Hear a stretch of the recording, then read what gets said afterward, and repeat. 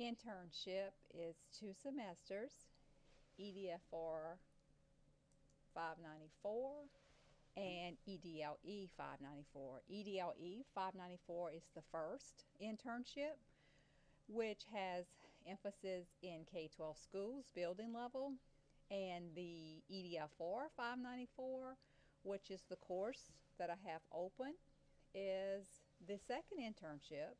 And for that internship, the experiences are in the district or at the district level. And for district level internships, instructional staff members, central office staff, individuals like that can serve as mentors. And so, in both of the courses, the beginning section of the course or courses have introductory information. So, obviously, there's a syllabus, the mentor letter, which has to be signed by the school leader or assistant principal for the first internship. For the second internship, this should be signed by a central office staff person. The field experience directions give information on how to load all field experiences, and all field experiences must be loaded to LiveText. The field experiences can be uploaded collectively or individually. So, for instance, 50 hours can be uploaded at once because the reflections do not need to be uploaded. What needs to be uploaded is the log of its experiences. Do include the demographics in your school and or district.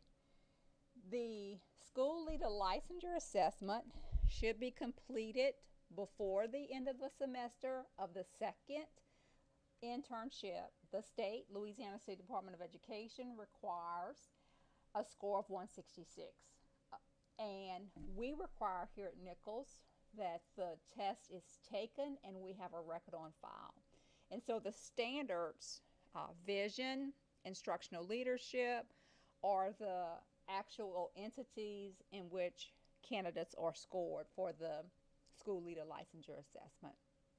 There's a part of the school leader licensure assessment that is multiple choice, and then there's a part that is constructive response. And I'll talk more in a few minutes about the constructive response portion as linked to the standards. But in terms of the organization of the course, the first and second internship, they're both organized the same along the lines of weeks 1 and 2, weeks 3 and 4, weeks 5 and 6, 7 and 8, 9 and 10, 11 and 12. And what we attempt to do in internship is to give you a link to all of the standards.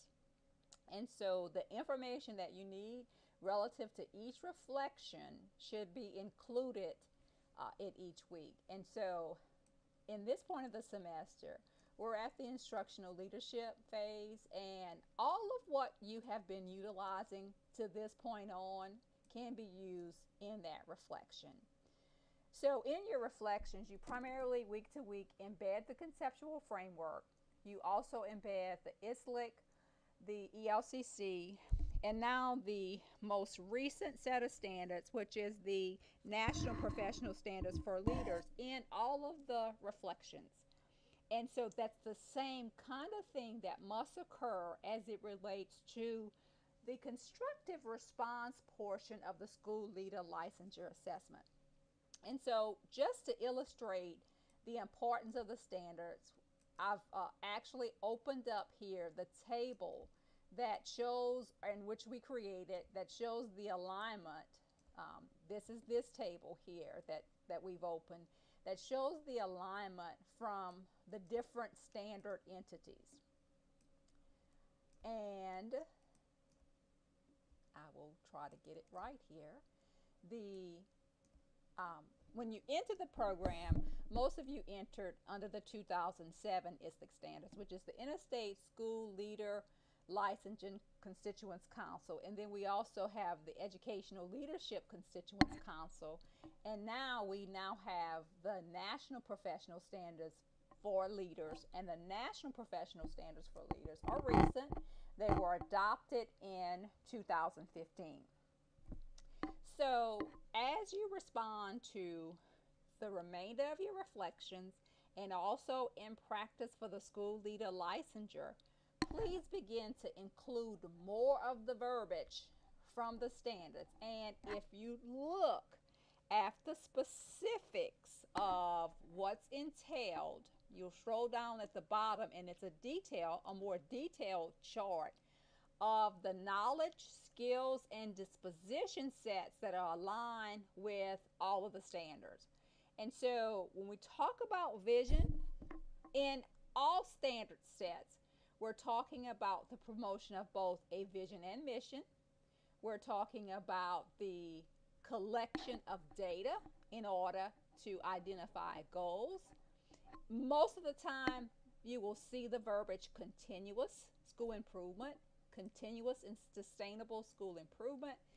To get to the point of having continuous and sustainable school improvement, it all begins with the collection of data and the identification of goals, where you have all faculty members at the school base participating in such processes.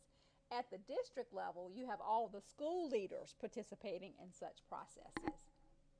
So, um, that's a strong interrelationship, the point of the table, between ISLIC standards 2015, 2007, the ELCC, and then also the National Professional Standards for Leaders. Vision is vision. And so we've not talked a great deal about mission, but the vision is the desired level on the basis of data where you desire your school or your district to function, based on the academic levels, based on the behavioral levels, based on the social levels, and then on the basis of all data sets that you have available, and you triangulate data. If you could refer back to your research course, EDFR 501, and the EDLE 535, which is using data for purposes of change, in both of those courses, there should have been, and more than likely was, a discussion about the triangulation of data. So if I look at multiple sources of data and they point to the fact that the students are performing well in mathematics, that's a strength, which is a rare strength in most cases. But if you see where the students are challenged in math on standardized tests, on end of course assessments, and another source, that's three sources of data that triangulate or point to the fact that data in the math being a problem. So that should be a part of your school improvement. That should be a part of your vision. So your vision statement and your goals and your school improvement, and some districts don't use school improvement plans, but it's still strategic planning. It's still using the data to determine how schools should be progressing.